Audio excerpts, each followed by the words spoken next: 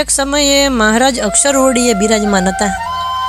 એ વખતે સોમલો ખાચર, દાદો ખાચર, સુરો ખાચર, અલૈયો ખાચર, માતરો ધાધલ, લાધો ઠક્કર, હરજી ઠક્કર એ બધા હરિભક્તો મહારાજની પાસે આવ્યા અને પગે લાગીને બેઠા।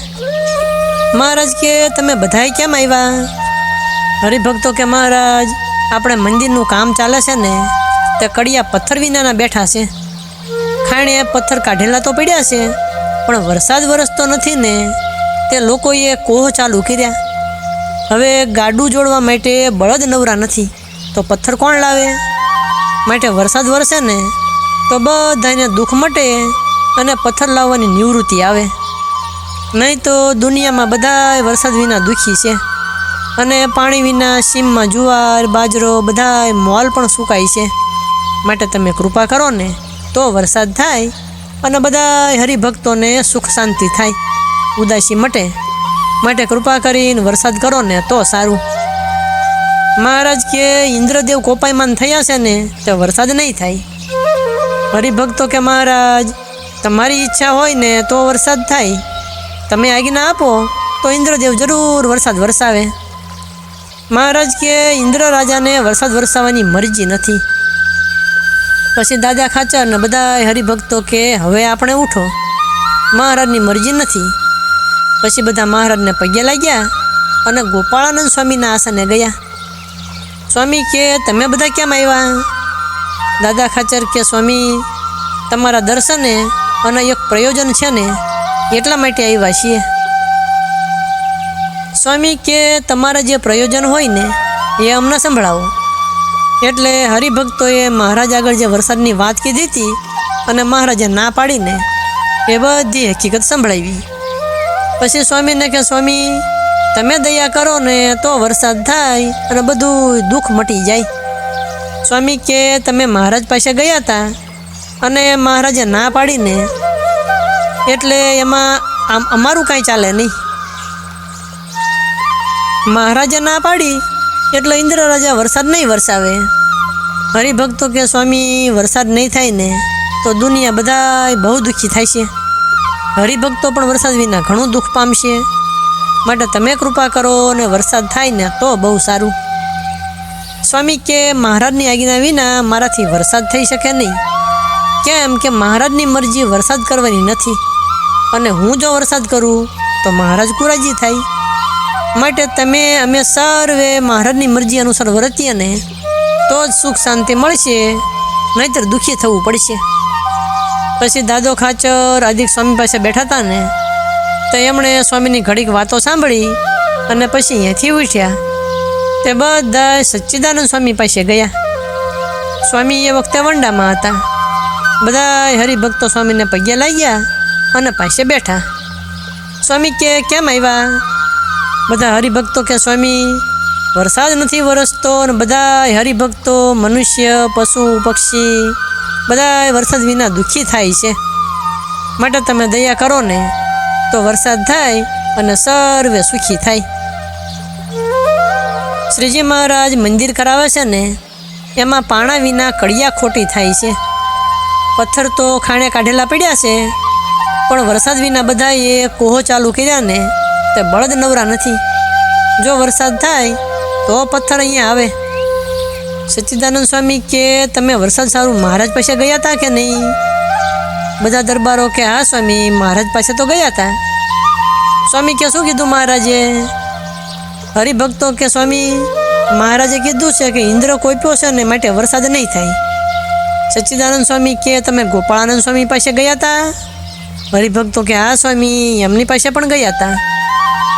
સચ્ચિદાનંદ સ્વામી કે ગોપાળ સ્વામીએ શું કીધું?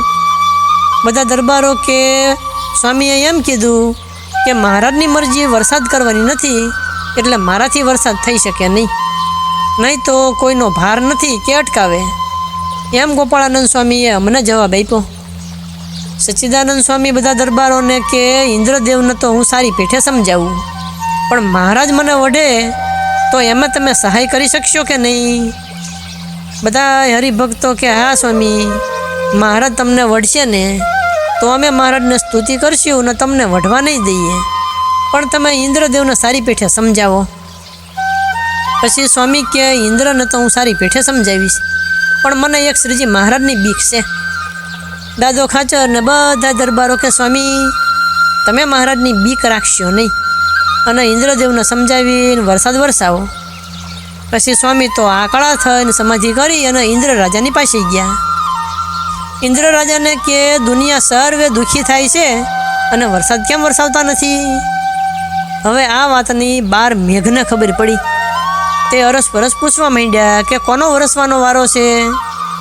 જેનો વરસવાનો વારો હોય એ વરસવા માંડો, નહીતર જો આ સ્વામી ઇન્દ્ર રાજા ઉપર ખીજાણા ને એમ આપણા ઉપર પણ ખીજાય છે. પછી તો 12 મેઘમાંથી જેનો વારો હતો ને એ તો મોટા ફરે વરસવા માંડ્યો અને મોટી ધારાએ હડહડાટ પાણી પડવા માંડ્યા. એ વખતે મહારાજ અક્ષરવડીમાં પડ્યા હતા. તે વરસાદનો અવાજ સાંભળ્યો ને તે મહારાજ જાગ્યા. મહારાજ કે બ્રહ્મચારી આવા જોરથી શાના શબ્દ થાય છે? બ્રહ્મચારી કે મહારાજ વરસાદ બહુ સારો વરસે છે, વરસાદની ખરી જરૂર હતી. બ્રહ્મચારી તો રાજી થઈ ગયા. મહારાજ કે આ વરસાદ કોણે વરસાવ્યો? એમ કહીને મોટી હાક મારીને તે સચ્ચિદાનંદ સ્વામી ઇન્દ્રદેવની પાસે ઊભા હતા ને તે પાછા વંડામાં આવતા રહ્યા અને વરસાદ વરસતો બંધ થઈ ગયો. પછી મહારાજ તો અક્ષરવડીએથી આવ્યા અને ઉગમણા બારના ઓરડાની ઓસરીએ ઉગમણે મુખારવિંદે ઢોલિયા ઉપર બિરાજમાન થયા. સર્વે સાધુને બોલાવ્યા અને સચ્ચિદાનંદ સ્વામીને પણ બોલાવ્યા. સ્વામીએ મનમાં જાણ્યું કે હવે મહારાજ મને વઢવાના છે. સચ્ચિદાનંદ સ્વામી સભામાં આવીને બેઠા.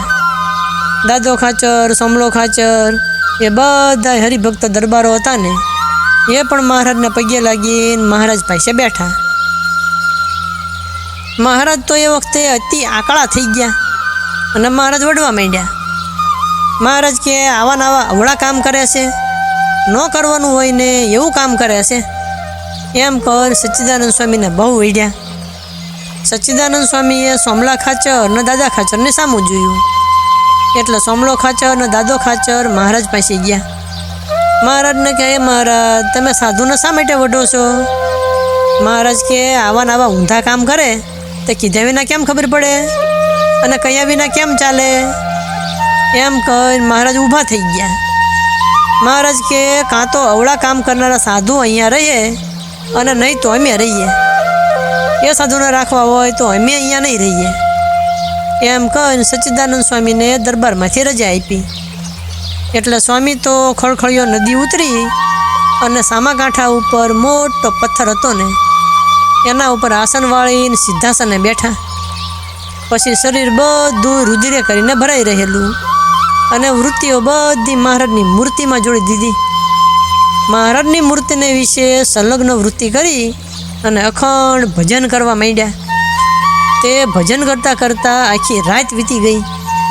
બીજે દિવસે બપોર ચડ્યા અને ભાદરવા મહિનાની ઋતુ તો તડકો બહુ હતો. તડકે કરીને પૃથ્વી તો ઘણી તપી.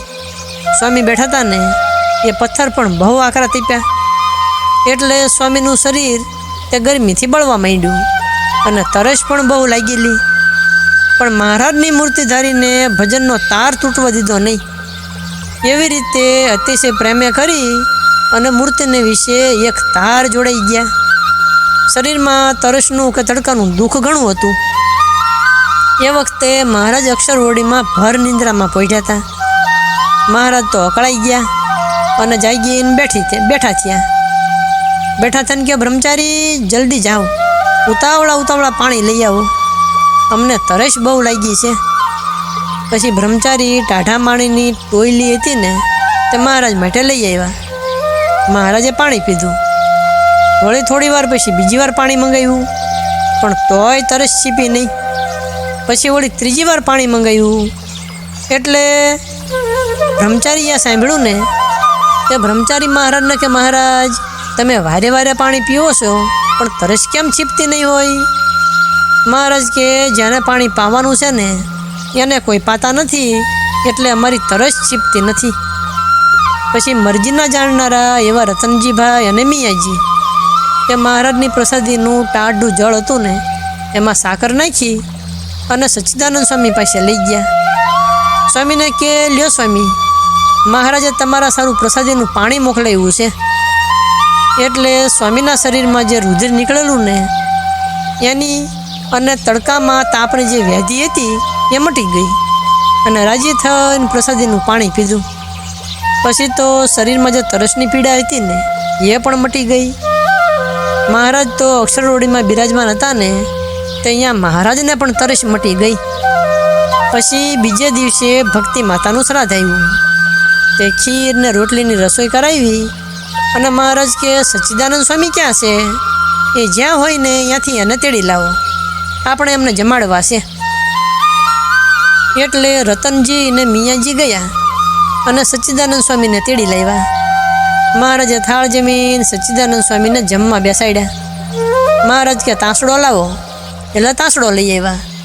તાંસડો લાવીને મહારાજ આગળ મેલ્યો એટલે મહારાજે એમાં ખીર ને રોટલી પીરસી. સચ્ચિદાનંદ સ્વામીને કે સ્વામી હવે તમે જમો, એટલે સ્વામી જમવા માંડ્યા. તે પીરસનારાએ 3 વાર પીરસ્યું. પછી મહારાજ કે હવે રાખો, વધારે જમશે ને તો સ્વામીને વસવું લાગશે. પછી સ્વામીએ ચોળું કરીને પાણી પીધું એટલે મહારાજ કે હવે તમે રાધાવાવે જાઓ. એટલે સ્વામી રાજી થઈને રાધાવાવે જતા હતા. હવે સદગુરુ શ્રી ગોપાળાનંદ સ્વામી કૃત મહારાજની લીલાની બીજી જે કથા તે આપણે આગળ કહીશું. અત્યારે કથાને વિરામ આપીએ. બોલો સ્વામિનારાયણ ભગવાનની જય.